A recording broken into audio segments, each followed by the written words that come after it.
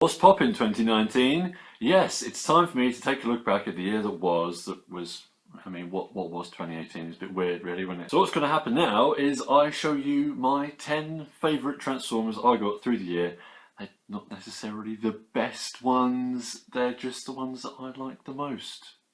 I decided quite a while ago actually that I wasn't going to do the whole 18 of 2018 thing because come on, we're 2 years away from having to pick 20 and some people don't even get that many in the whole year. So it's a bit sad to abandon the old hashtag, you know, losing that brand engagement or whatever that is. And it's actually been really hard to just pick 10. Like, it's felt like I should be picking 3 or 4 or 5 more. Like, this doesn't seem like it's a broad enough spectrum that really captures what last year was in terms of robots. But here we go.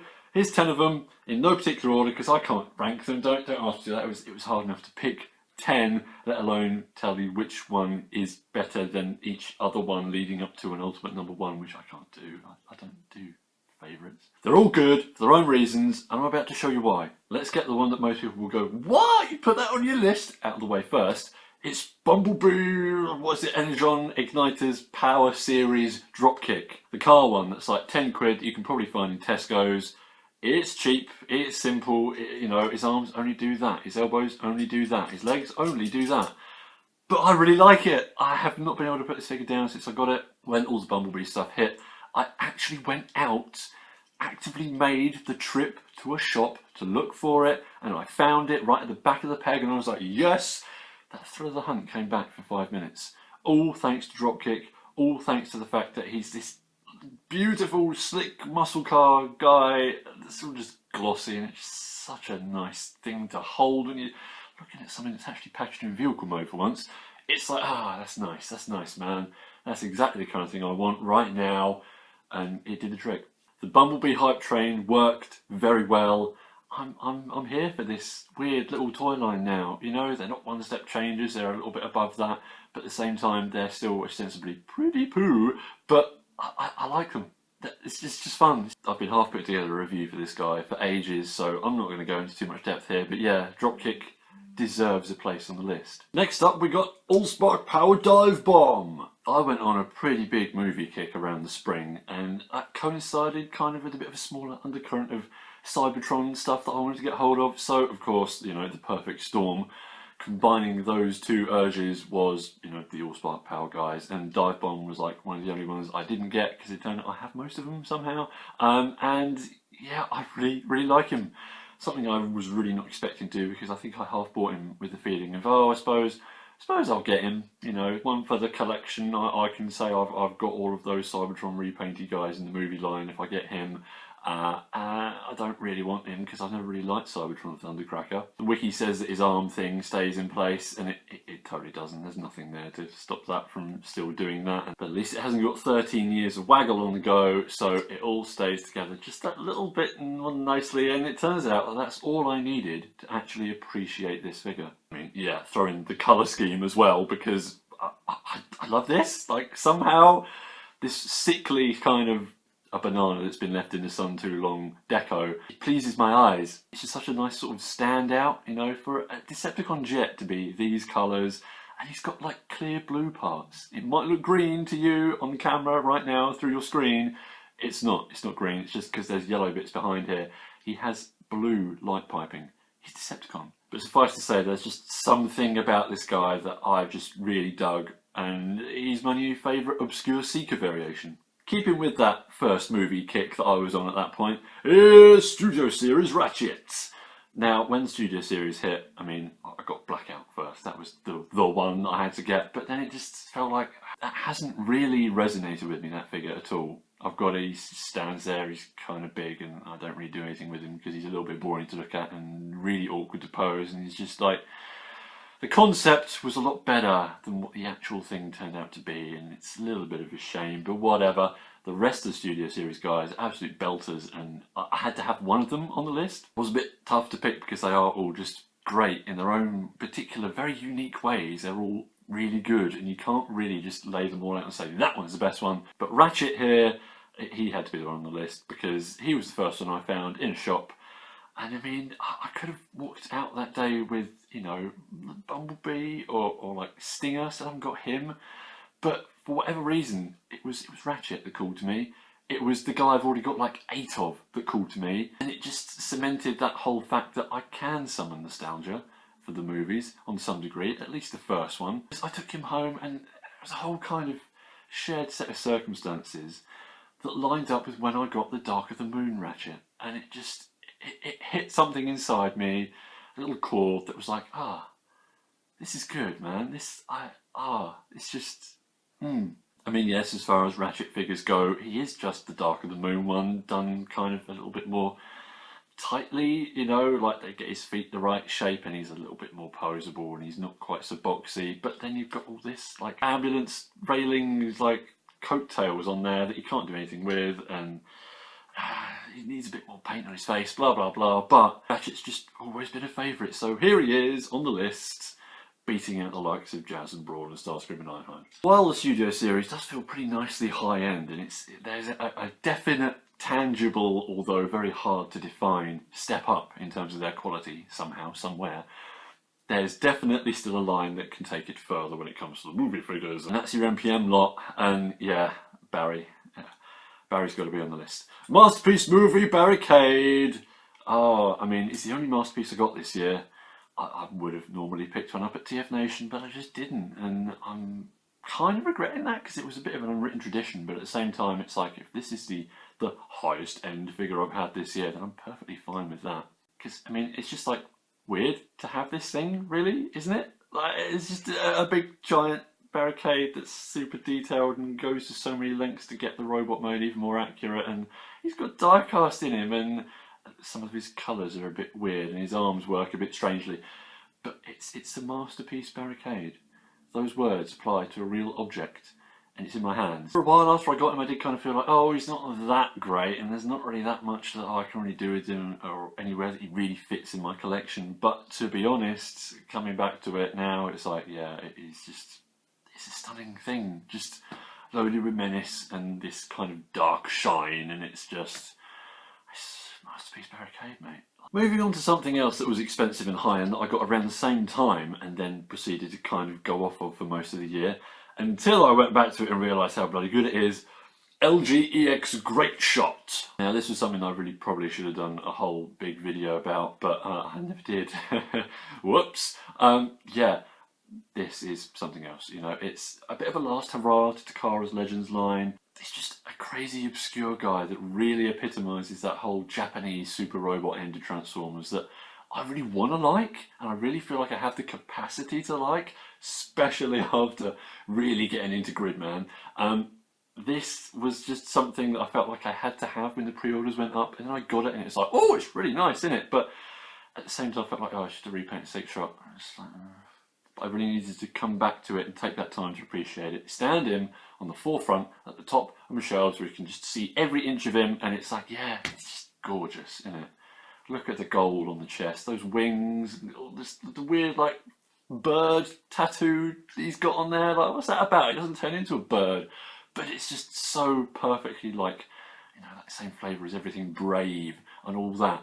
It's just ostentatious, and I love it. I just feel like there's really nothing in my collection that kind of hits the same note as this guy does, and I'll be very, well, maybe not very. I haven't pre-ordered that like Diatlas set, but I'd definitely be up for having more of his ilk on my shelves. Keeping it big, it's Power of the Prime's Optimal Optimus. Now, I've got to say, I've got to have a big shout out, a big honourable mention to the Power of the Prime's leader Optimus Prime here, because for the longest time he was on this list and I was like, I don't really know if I want 2 leader Optimuses in this list from the same line. I don't know, let's just put him to one side and pick the Monkey Man over him, because while the Optimus Prime is just that's sublime, it's an incredible thing, and I feel like people are already forgetting about it because of other things I'll mention in a minute. This guy speaks to me a bit more.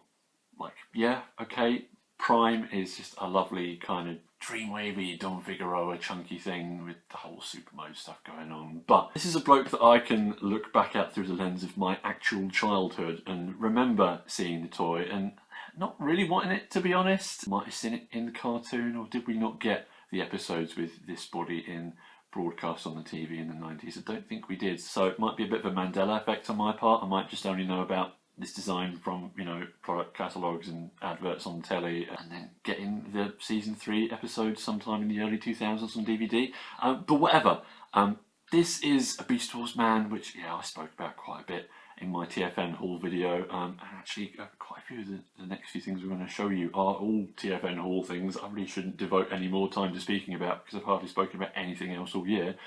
But Optimus here is just great. Just big, chunky, really articulate despite his size. It's a thing that has lived in the back of my mind for 20 odd years. No, 20 years exactly. And to just have a really nice, fun, modern figure of that, it just feels good. It's warm and cozy. Sticking with Power of the Primes, here's a bit of a surprise. It's Inferno! If you told me that one of my favourite figures of the year was just going to be a repaint of Hotspot when I've already got Onslaught and Mega Octane, I'd have been like, I don't think so, mate. When this guy came out, when he was shown off, I was just like, at least give him the Onslaught chest that he has on the box art, so he's got a window on there or something. But it turns out all you needed to do was give him a new head and make him bright red and give him little shiny bits here and there, and I love this thing. He's so much fun. It just has that little bit more impact. I don't know why. Maybe it's because he's red. I honestly feel like that might be the only reason. Just a big, cool red robot, and you make him a torso, and it's just, while it, you know, it's like so low effort, isn't it, when his combiner hasn't got a name or anything like that. It's not made to look like some other combiner or something. It's not like it's a big, what's he called, Guard City homage. It's just, what if Inferno was a combiner? And I love that level of just flying under the radar with story beats like that. Like, you can just make it up, and it can be whatever you want it to be. And I stuck, you know, all red limbs on him, and it just looked so good. Even if we didn't get Sideswipe and Ratchet and Blue Streak to complete a combined team with him and Jazz, but whoa, don't think about that. Talking about Autobot cars, oh, it's time for something very special indeed. TF Collection reissue Stepper. Now, this is a guy that I wouldn't have even thought about getting in a million years, but having him catch my eye in the TFN dealer room was just like, yes, I need that. After getting Encore Jazz a couple of years ago, I'm just firmly convinced that that is one of the top Transformers figures of all time. It's an icon, isn't it, that thing? So to go and get the rather rare and obscure and kind of prestigious repaint, black and gold Jazz, was just like, oh, I need it. No, I've got to have that. It's just so nice. It drips a kind of class that you only get from really properly fresh, obscure G1. It's just something special about this guy, isn't there? Yes, he's got a target master as well, and he's got the missile launcher and all that, but I feel like this is really all I need. All of that stuff is lovely, extra bonus features, but it really just comes down to a die-cast, rubber-tired, chromy car man with his big shiny gun, who looks like he's just rolled out of the Pimp My Ride garage.